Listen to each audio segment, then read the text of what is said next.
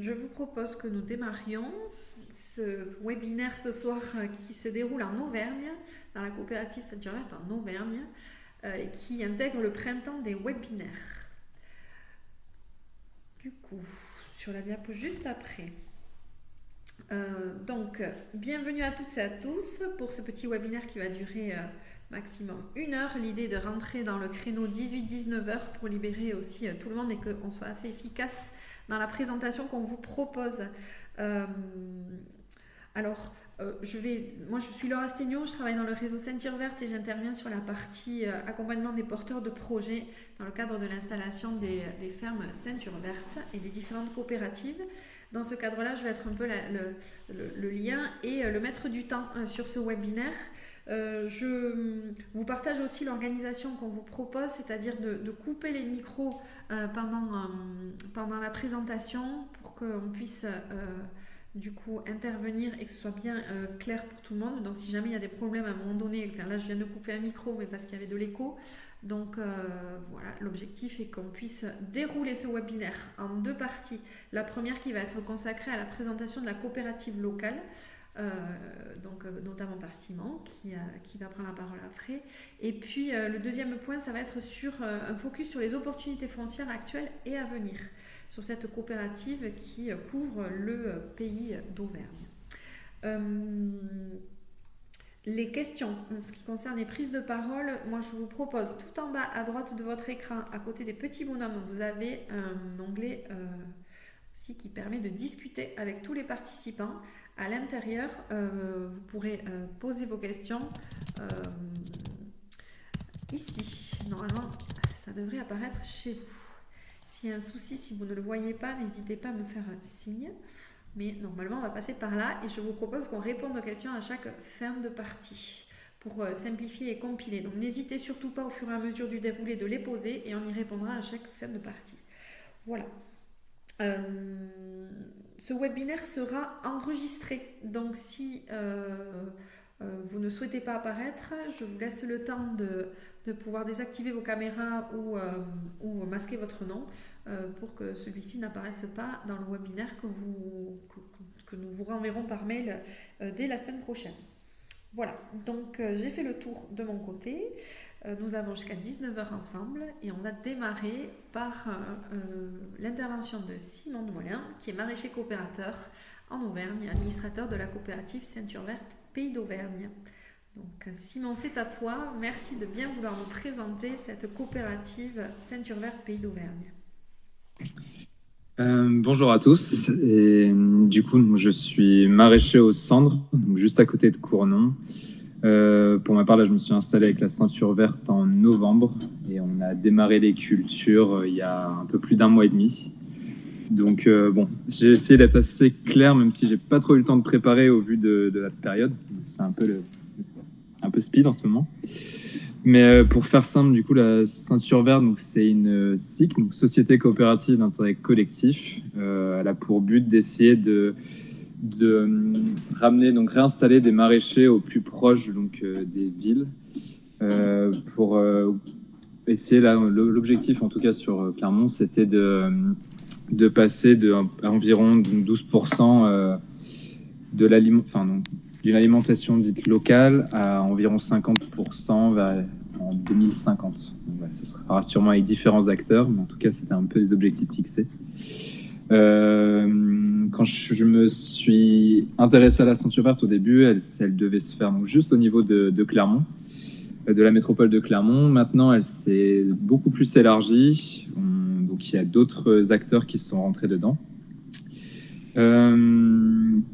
Ce qui est intéressant donc, avec la Ceinture Verte, je trouve, c'est qu'il y a un grand nombre d'acteurs qui se retrouvent donc, autour de la coopérative, donc avec notamment la Chambre d'agriculture, on va avoir la métropole, des communautés de communes, enfin voilà.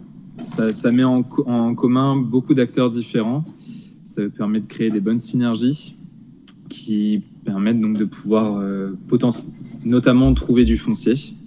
Ce qui, pour ma part, je trouvais était la chose la plus compliquée dans une installation. C'est ce qui m'a longtemps un peu repoussé cette idée, cette envie de m'installer. C'était des échos que j'avais de mes collègues, c'est environ 2 ans de galère pour pas forcément trouver le terrain de nos rêves. Souvent, on est obligé de s'expatrier un petit peu loin des villes. Donc voilà, la ceinture verte permet de pouvoir avoir du terrain un peu, donc avec une bonne qualité agronomique, un accès à l'eau et souvent un peu plus proche des métropoles. Voilà. Ce qui est intéressant aussi au sein d'une coopérative, c'est l'esprit coopératif. Donc l'idée, c'est aussi là je suis le premier maraîcher installé. L'idée, c'est qu'au fur et à mesure qu'il va y avoir des maraîchers qui vont s'installer, c'est qu'on puisse échanger entre nous sur éviter certaines erreurs au démarrage, s'aider, pourquoi pas, sur certaines choses, mettre en commun pourquoi pas du matériel, ou alors sur la vente, essayer de se débrouiller. En tout cas, on pourra mettre en commun des choses, c'est ce qui sera assez intéressant. Ce qui est intéressant aussi, je trouvais, c'était le fait d'avoir un modèle de ferme déjà un peu fait, on va dire. Donc, quand on pense le projet, donc pour essayer de résumer, la ceinture verte, c'est une ferme de 2 hectares environ, en moyenne, avec 1500 mètres carrés de multi-chapelles qui sont automatisées. On a un bâtiment de stockage pour notre matériel, on a une chambre froide et de quoi faire une station de lavage. Donc de le savoir à l'avance, ça nous permet de pouvoir mettre tout notre projet, enfin de construire notre projet autour de ça. Et pour ma part, ça m'a beaucoup aidé. Et c'est en tout cas ce qui me permet à l'heure actuelle de pouvoir faire un démarrage, on va dire, assez efficace. On verra ce que ça donne, mais en tout cas pour l'instant, ça démarre plutôt bien du fait d'avoir pu avoir toutes ces notions-là avant. Et aussi d'arriver sur un site qui est entièrement prêt. Moi, l'année dernière, pour prendre un exemple, j'étais pas du tout dans la région. Et donc la ferme s'est montée sans que je sois sur place. Et donc j'ai pu arriver, acheter mon matériel pour pouvoir démarrer. Voilà, ça aussi un des intérêts, c'est que on a des investissements qui sont des coûts d'investissement assez faibles. On a juste à investir sur notre petit matériel. Pour donner un ordre d'idée, pour ma part, ça a été un investissement d'environ 60 000 € sur lequel il y a des subventions, etc. Donc on a des coûts quand même moindres. Voilà. On peut aussi peut-être parler de l'accompagnement. Je sais pas. Oui, si tu veux. Ouais. Et ensuite, tu pourras revenir aussi sur la partie, je pense, toi, l'investissement que tu y mets aussi sur la partie gouvernance de cette coopérative. Oui. Voilà. Ok. Et bien sûr, Simon. Très bien. Donc un autre aspect qui me paraissait très intéressant, c'est le fait d'avoir un suivi technique sur la ferme. Donc déjà pour ma part, j'ai pu avoir un suivi en amont avant de m'installer, donc notamment avec Laure, pour bien cadrer le projet. Il a beaucoup évolué ça fait 2 ans que j'ai démarré le suivi, qu'il a beaucoup évolué entre-temps. C'était assez intéressant pour ça. Et donc après, il y a un appui technique qui se fait donc avec un maraîcher tuteur, donc plutôt quelqu'un qui a de l'expérience dans le secteur où l'on s'installe, donc en essayant d'avoir des types de sols qui correspondent un petit peu. Et on a aussi Dominique qui nous donne un appui assez intéressant. Voilà. Donc ça nous permet de, en tout cas, limiter certaines erreurs au démarrage, ou du moins de les comprendre plus rapidement, et donc de pouvoir faire un démarrage un petit peu plus rapide. Et pour ce qui est donc de l'implication dans la coopérative, en tant que maraîcher, on fait partie donc des associés de la coopérative. Donc on participe aux différentes réunions et on peut donc donner notre avis sur les différents projets, échanger sur ce qui se passe au sein de la coopérative. Voilà. Super. Je tends la perche également à Jérémy Alves qui est là et qui est directeur de la coopérative Ceinture Verte. Si Jérémy, tu veux rajouter 2 petits mots après Simon, mais peut-être que c'était... voilà. Non, Simon a tout dit, donc je vais pas rajouter grand-chose. Voilà, il a bien repris l'esprit coopératif. Tous ces associés que vous voyez cités là sur la diaporama nous voilà, se mettre vraiment en synergie pour permettre ces réalisations de ferme, pour permettre la réussite des maraîchers coopérateurs. Et voilà, c'est une vraie force de pouvoir s'appuyer sur ce réseau-là aujourd'hui. Et donc voilà, ça c'est une des grandes forces de cette coopérative. Et après, sur les éléments propres à l'installation et au plus de l'installation, Simon les a bien mis en avant dans son témoignage. Très bien, merci Jérémy. Alors, il y a des questions qui arrivent, mais je vous propose, Jérémy, c'est un Jérémy aussi qui pose des questions. Bonjour, où se trouvent les moyens physiques mis en commun, chambre froide, station de lavage, etc. Eh bien, ça fait une très bonne transition, merci beaucoup Jérémy, puisque nous enchaînons avec Dominique, qui est notre responsable technique Ceinture Verte Aura. Hatch et Dominique, tu as laissé ton micro fermé. Et voilà, l'erreur bête. C'est le live. Bonjour à tous. Merci Simon pour cette présentation. Du coup, moi, je voulais développer un petit peu la proposition des coopératives Ceinture Verte, donc qui apporteront, enfin, ça apportera peut-être les premiers éléments de réponse aux questions de Jérémy.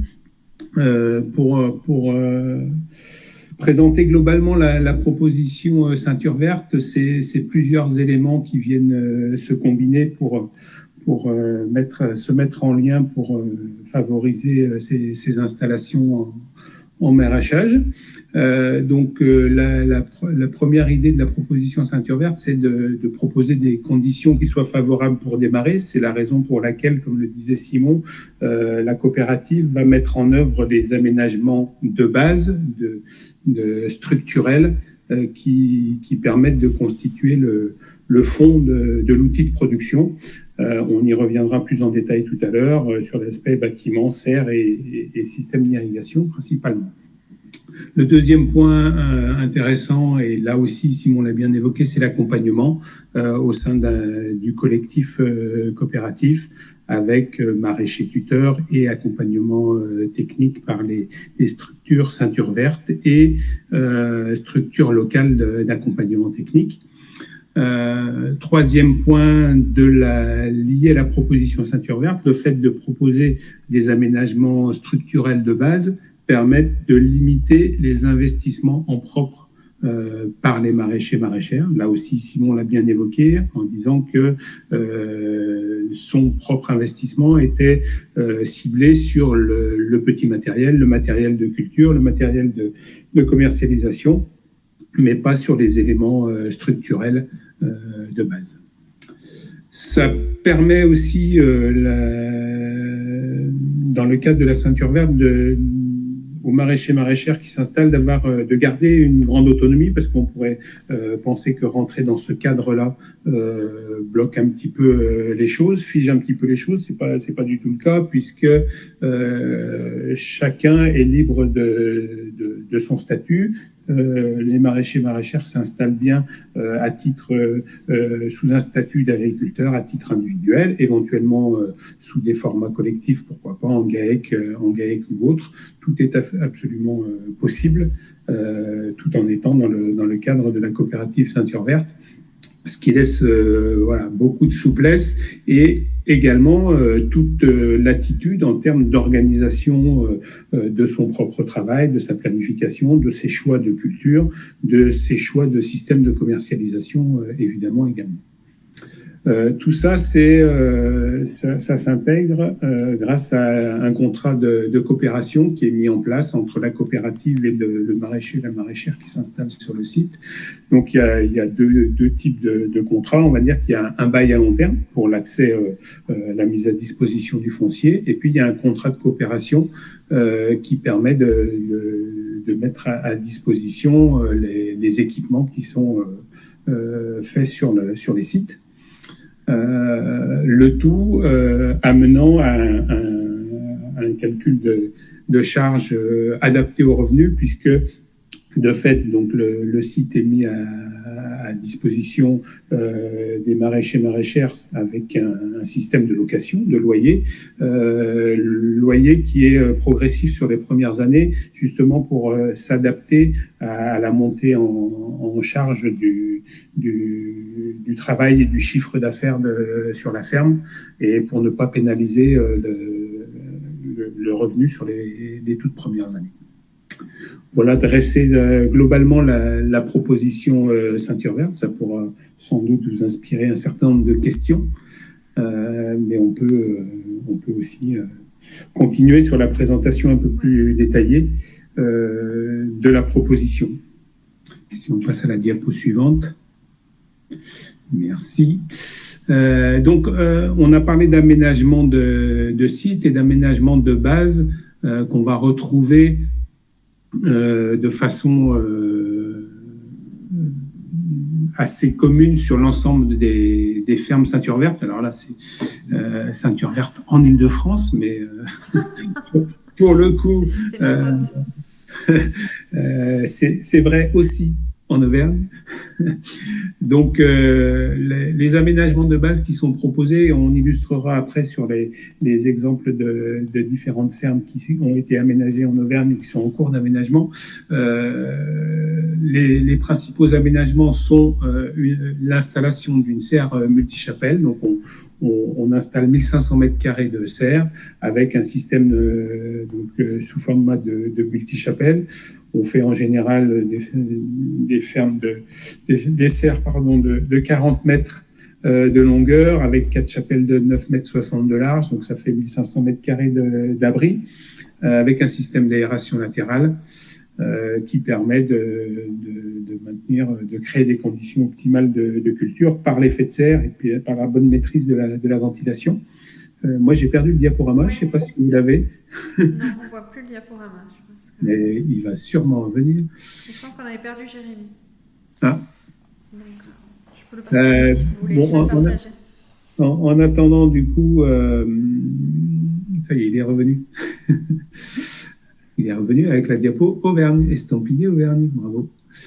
Donc, une serre de 1500 mètres carrés, un système d'irrigation complet, c'est-à-dire qui va de l'accès à la ressource en eau jusqu'à la distribution en plein champ, avec des sorties de vannes pour les parcelles de plein champ et un équipement complet pour les serres avec dispositifs d'aspersion et de goutte à goutte. Ça, c'est le deuxième niveau d'aménagement de base. Le troisième niveau, c'est la partie bâtimentaire, où on propose un bâtiment fermé, isolé, de 48 mètres carrés, donc pas très grand bâtiment, mais fermé, isolé, avec à l'intérieur une chambre froide d'environ 40 mètres cubes et un dispositif pour une zone de lavage. En général, on met la station de tête d'irrigation dans cette zone-là avec la filtration, la régulation, etc. Et puis toute la partie tableau électrique qui va permettre aussi d'alimenter le bâtiment, mais aussi les serres et un tunnel de stockage, comme le disait Simon également. Donc on propose en complément du bâtiment fermé isolé un tunnel de stockage type ce qu'on appelle le tunnel vert de 150 mètres carrés pour permettre de stocker le matériel et éventuellement voir un petit peu de stockage produit également.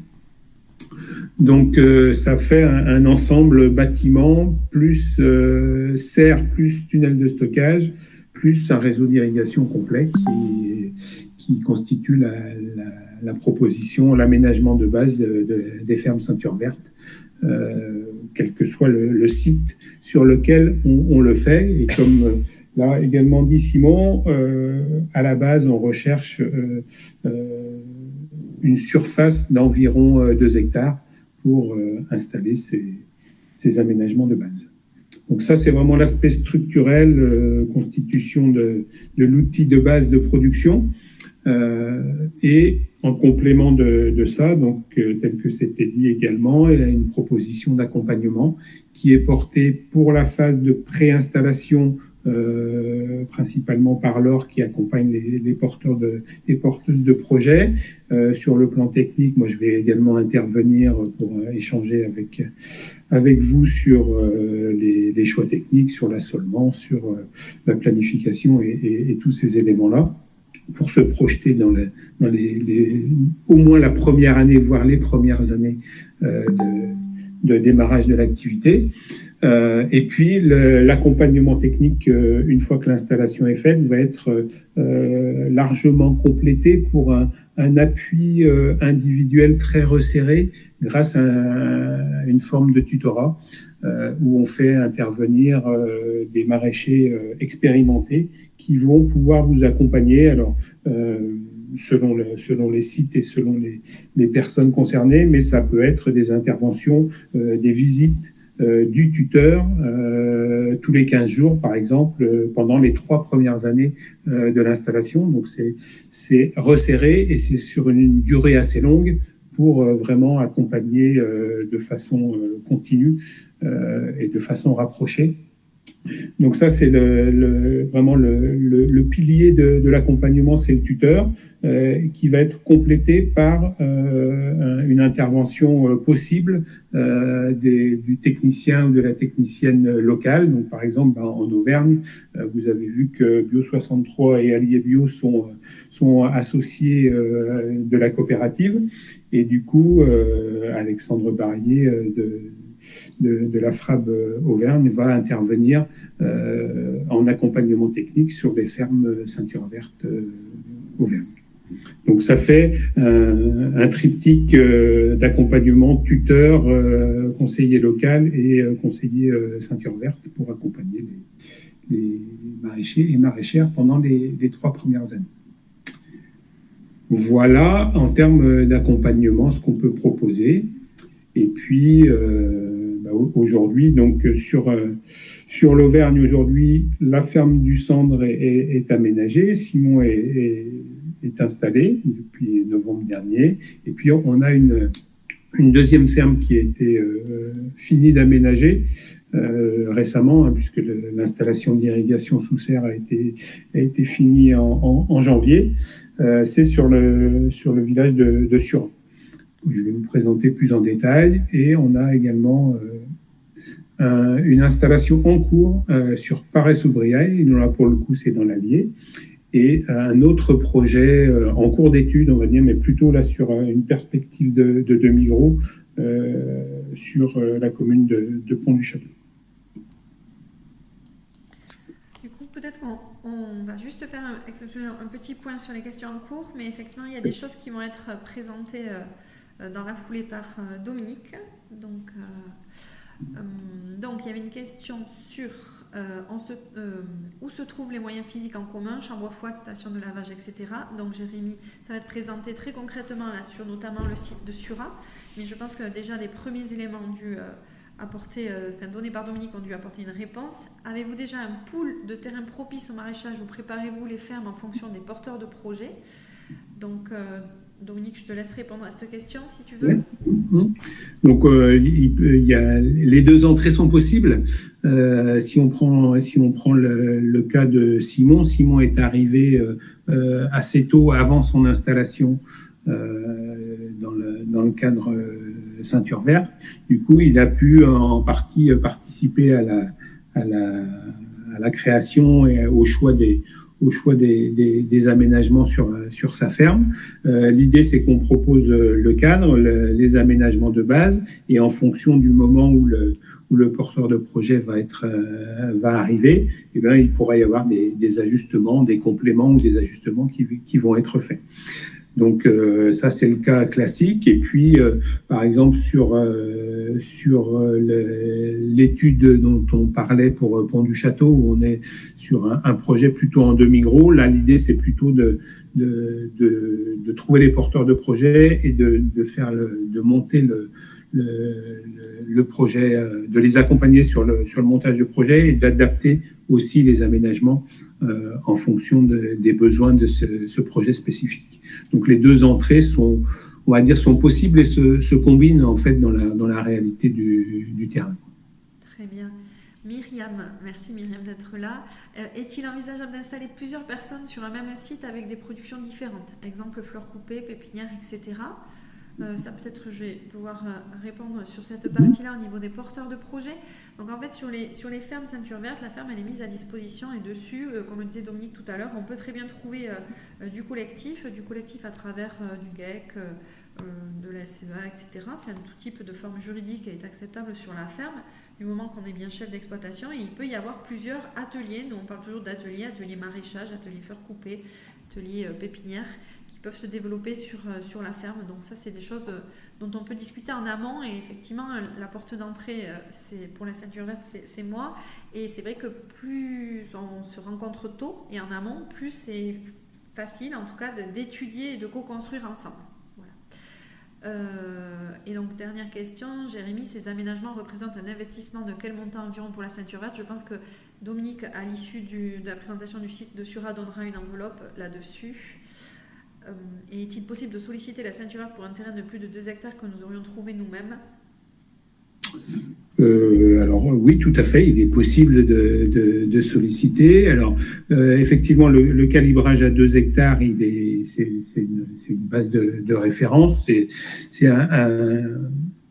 une surface qu'on considère comme adaptée pour créer des conditions propices à un fonctionnement viable et vivable de fermes maraîchères bio.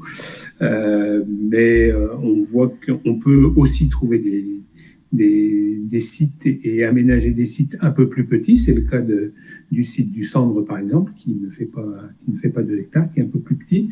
Et puis, on a potentiellement aussi des fermes. On verra celle de Paray, par exemple, qui fait presque 3 hectares. Et ensuite, si vous avez des propositions de foncier, on peut ensemble étudier la question. Très bien.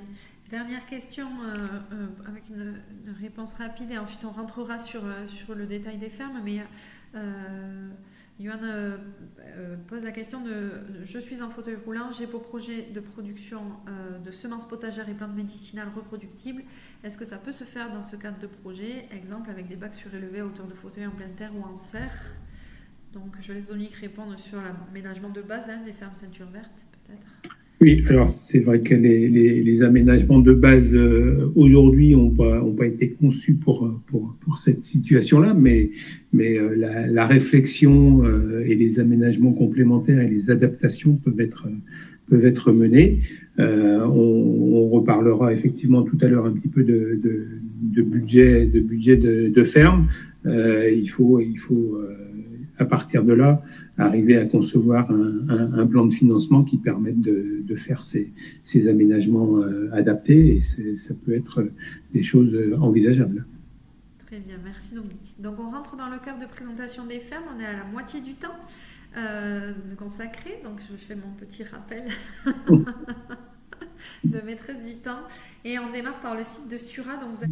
Donc le site de Sura, c'est donc la deuxième ferme qui a été aménagée par la coopérative Ceinture Verte Pays d'Auvergne.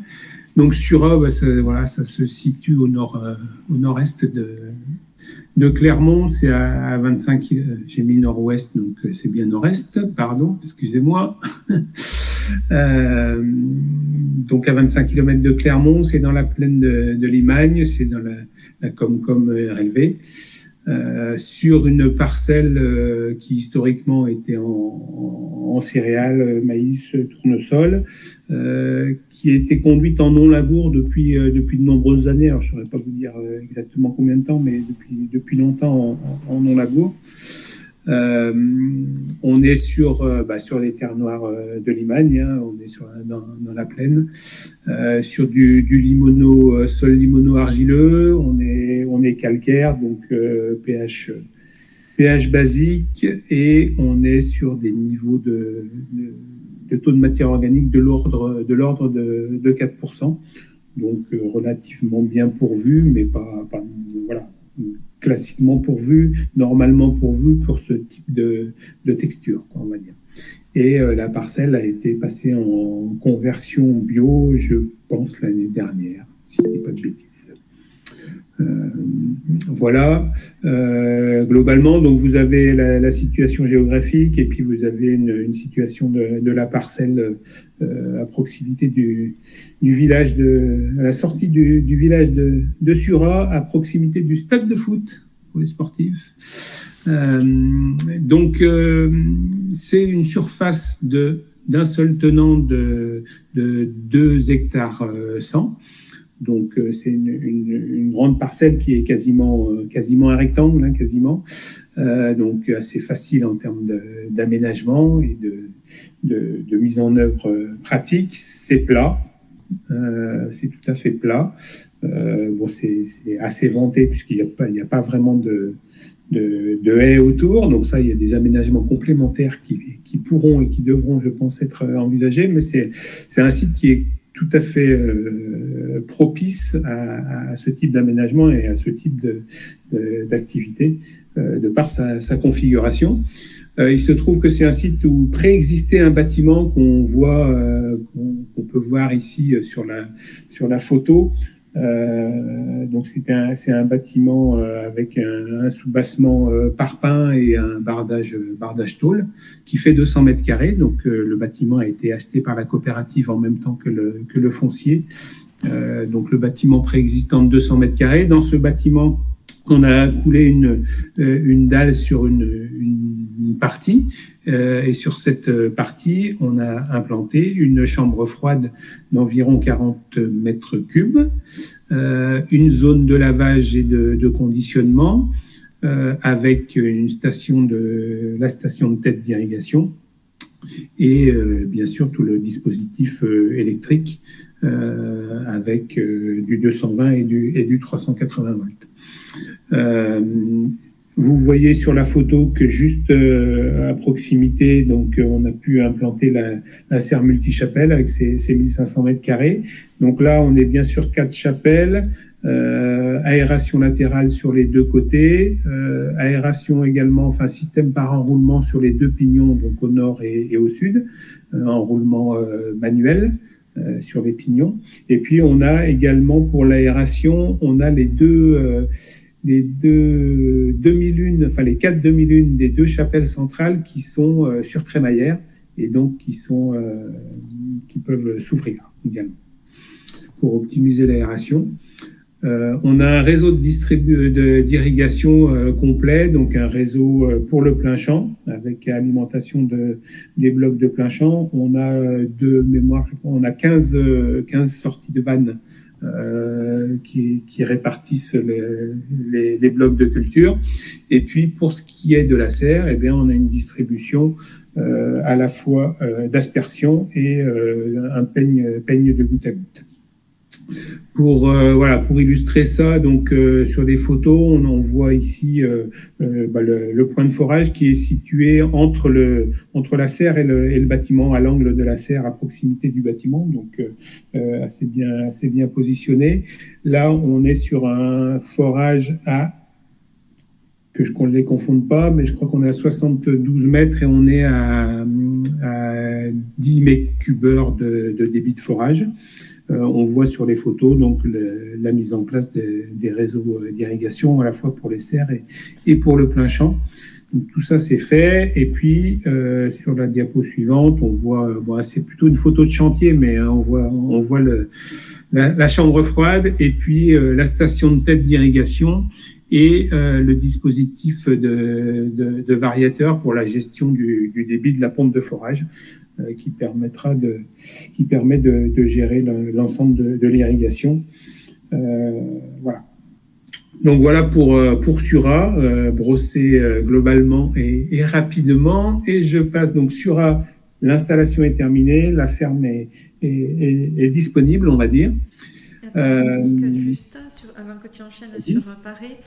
Sur Surat, pour répondre à Jérémy tout à l'heure qui posait la question du coût investi sur une ferme, peut-être que pour le coup l'autre Jérémy, le nôtre à la ceinture verte, puisse poser un peu les chiffres là-dessus en termes de financement de cette ferme.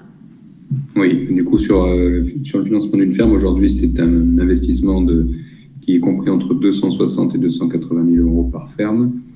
une partie en emprunt bancaire et le reste soutenu par des subventions publiques FEADER, départementales et d'État, puisqu'on a aussi des aides d'État sur ces investissements.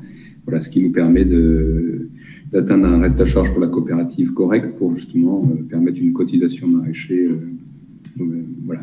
acceptable et dans les bons taux pour être supporté en charge dans l'exercice. Ouais. Super, merci. Dominique, c'est de nouveau à toi. Allez, j'enchaîne. Du coup, donc après Sura qui a été terminée, qui a été la deuxième ferme terminée sur l'année 2024, on enchaînait en 2025 on enchaîne par un premier site en cours d'aménagement à Paray-sous-Briaille, donc dans l'Allier. Si on passe à la diapo suivante, on va pouvoir voir sa situation. Donc on est à 25 km de Vichy, 10 km de Saint-Pourçain, donc sur la commune de Paray-sous-Briaille, et vous voyez en vue géoportail la parcelle qui est, pour le coup, tout à l'heure on avait un rectangle, là on a presque un triangle, mais ça va, assez facilement aménageable. On va voir juste derrière. Là aussi, on est si on revient à la diapo précédente, on est aussi sur un historique de parcelles céréalières, grande culture. Par contre, on est sur un type de sol beaucoup plus sableux, un sablo-limoneux profond, là aussi calcaire. Donc, comme sur Sura, on est sur des sols qui n'ont pas de besoin d'apport calcique et pas de besoin de chaulage. Et on est là sur des taux de matière organique de l'ordre de 2%. Donc, comme on est en cours d'aménagement, on ne peut pas vous montrer l'ensemble des aménagements. Je vous montrerai après quelques photos de ce qui est en cours, mais je vous montre ici le plan d'aménagement où on peut situer sur le plan la partie bâtiment, le bâtiment de 48 mètres carrés qui est le petit carré blanc à l'est, on va dire, à droite de la photo. Ensuite, on a le tunnel de stockage en vert foncé, donc 150 mètres carrés de tunnel de stockage, qui là aussi est placé à proximité du bâtiment et à proximité de la serre. Donc la serre, c'est le grand carré vert clair. Et ensuite, schématiser les différents blocs de plein champ. Donc là, on est sur un dispositif de blocs de 40 mètres de long, 24 mètres de large. Comme vous le voyez, il y aura une alimentation, une sortie d'irrigation d'une vanne plein champ par bloc qui va être mis en place. Donc là, on retrouve bien notre bâtiment isolé avec sa chambre froide, la zone de lavage, le tunnel de stockage qu'on n'avait pas sur Sura puisqu'on avait préexistant un bâtiment en dur. Et puis la serre multichapelle de 1500 mètres carrés. Donc là, on a potentiellement, sur les blocs de plein champ, 1,4 hectare de vraiment réellement cultivable et cultivable, quoi. Le forage est à 72 mètres et 10 mètres cubes, 10 mètres cubes. Donc Sura, c'était 87 mètres, et 12 mètres cubes. J'ai confondu les deux. Voilà, on peut peut-être passer à la diapo suivante qui nous montre les premiers aménagements. Du coup, voilà, donc pour Paray, le forage a été fait à l'automne dernier. Par contre, le bâtiment est tout récent puisqu'il a été fait la semaine dernière. Et dans la programmation de la suite et de la fin d'aménagement de Paray, le montage de la serre est programmé pour dans 2 semaines, à partir du 14-15 avril. Et ensuite, on enchaînera deuxième semaine de mai sur toute la mise en place du dispositif d'irrigation, réseau enterré et aménagement équipement du forage, aménagement de la serre, etc.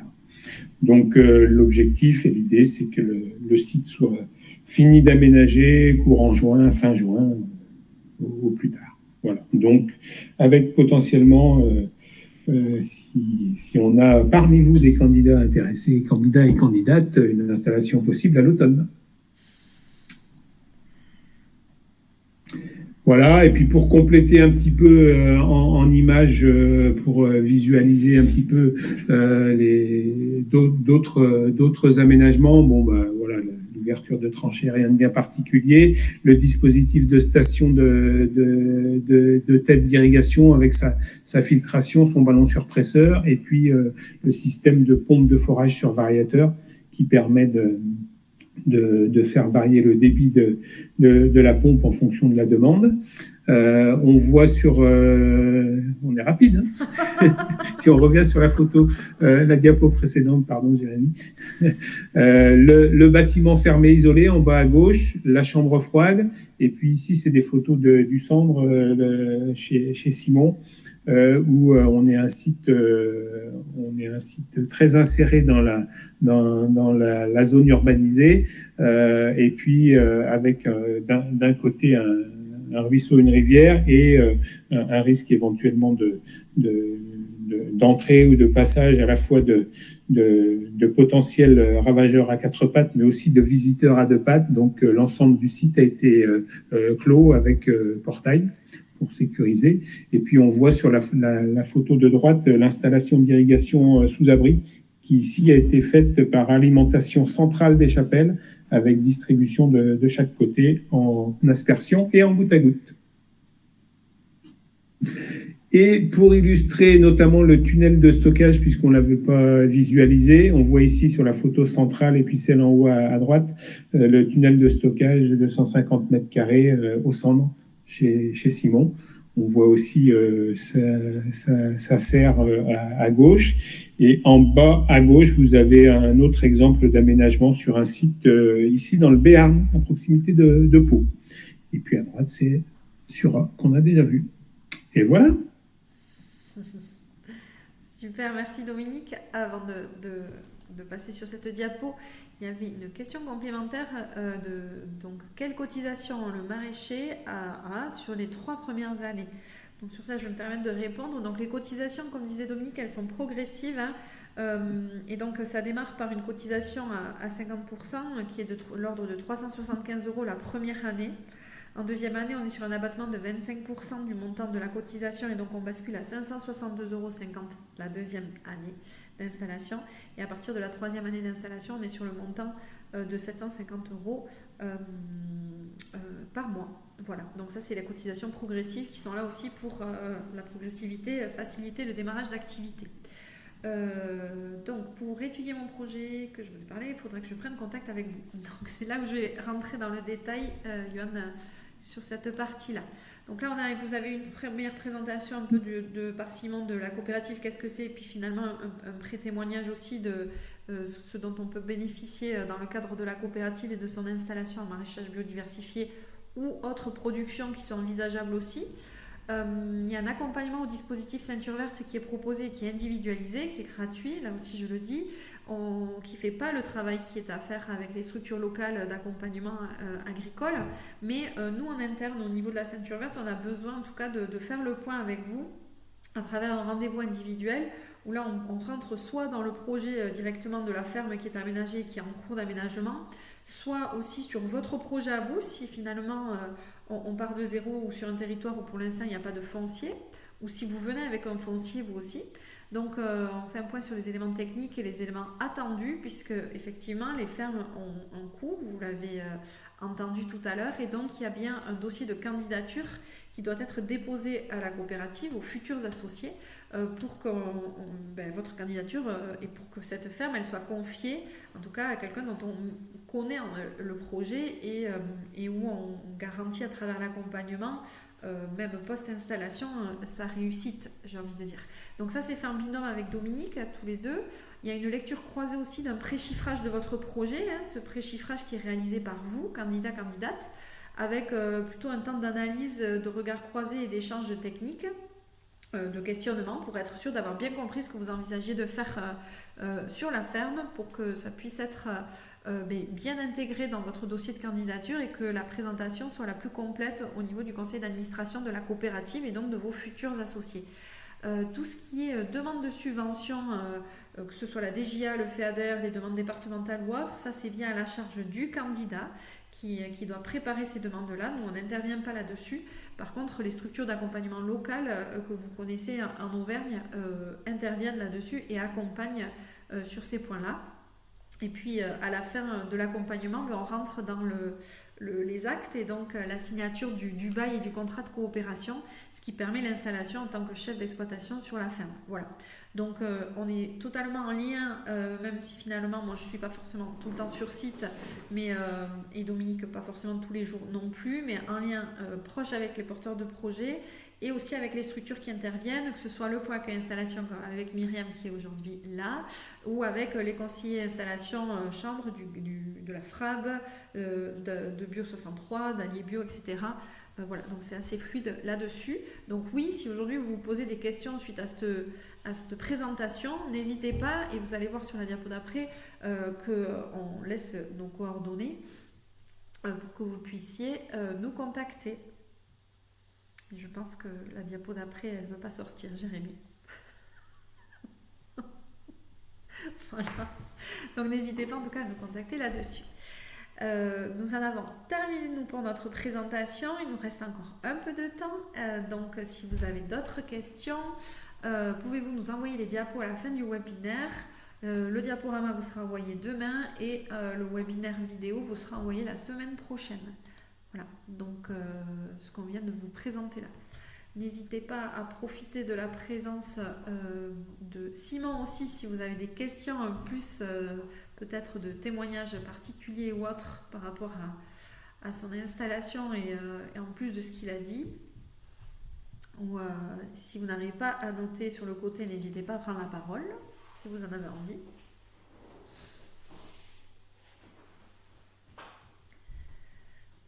S'il y avait des choses complémentaires à rajouter. Ce qu'on peut dire en tout cas sur l'Auvergne, et donc Simon, tu me diras si ce n'est pas dans les projets de la coopérative, mais il y a d'autres fonciers qui sont aujourd'hui en cours d'étude sur d'autres communes, que ce soit dans le Puy-de-Dôme ou dans l'Allier. Donc il y a toujours une grille de validation des fonciers sur les différents éléments techniques que Dominique mettait en avant pour favoriser des installations sur des fermes en tout cas qui soient le plus viable possible. Et donc voilà, là ce soir on vous a présenté Sura et Paré parce que ce sont des aménagements faits et engagés, mais il y aura d'autres fermes qui viendront notamment l'année prochaine. C'est Jérémy, j'ai eu une petite question, si vous avez encore un peu le temps. Oui. Si je comprends bien, finalement, Simon, tu es l'unique représentant des maraîchers de la ceinture verte 63 pour l'instant, c'est ça? Oui, pour l'instant, c'est le cas. Donc, après, en espérant pas rester le seul trop longtemps. C'est quand même l'objectif qu'on soit à plusieurs, sinon c'est un peu dommage. Oui, carrément, bien sûr. Moi, dans une visibilité de projet plutôt à très long terme et plutôt côté Clermont Sud-Sud, direction Sancy, autour de Champé, etc. Est-ce que vous avez une visibilité sur ce qui existe en termes de foncier et sur les possibilités qui peuvent s'ouvrir dans les 2-3 prochaines années? Peut-être Jérémy. Ah bah on a perdu le directeur de la coopérative. Non, mais c'est pas grave, après on a tout le temps d'en reparler plusieurs fois, j'ai l'impression. Oui.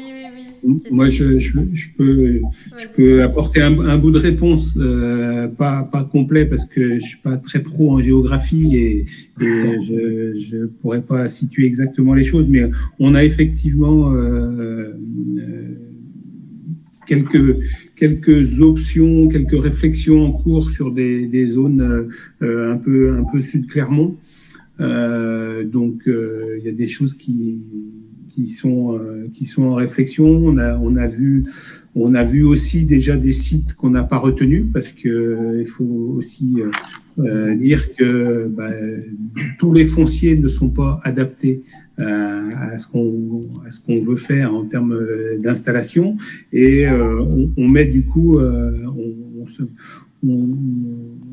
on a créé aussi notre grille d'évaluation des fonciers pour ne choisir que ceux qui nous paraissent optimum pour la réussite. Donc effectivement, on a déjà on élimine souvent, enfin de temps en temps des fonciers, mais il y a des choses effectivement qui sont en cours sur l'Auvergne, sur le Puy-de-Dôme et l'Allier. Aujourd'hui, outre ceux qu'on vous a présentés ici, donc le Sambre, sur Pont du Château et Paray, on a 3 ou 4 autres projets, mais qui sont vraiment aujourd'hui encore à l'état de projet et pour lesquels on n'a pas encore ni tranché sur la décision on y va pas, ni complètement non plus évidemment évaluer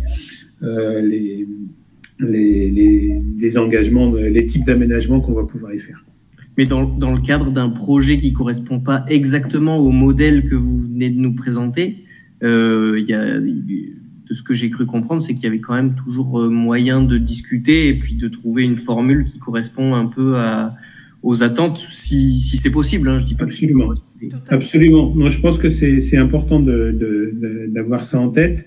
À titre indicatif, je ne dirais pas où parce que c'est pas du tout ficelé, mais on a aujourd'hui dans nos cas d'études, on a un site sur lequel on réfléchit parce que potentiellement il pourrait y avoir une double installation entre guillemets, c'est-à-dire une activité maraîchère puisqu'il y a les 2 hectares et les conditions propices, mais aussi comme il y a plus de surface, potentiellement pourquoi pas une installation de type petit élevage.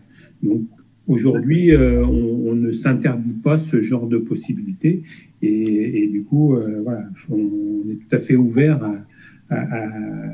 à une diversification bien au-delà du maraîchage.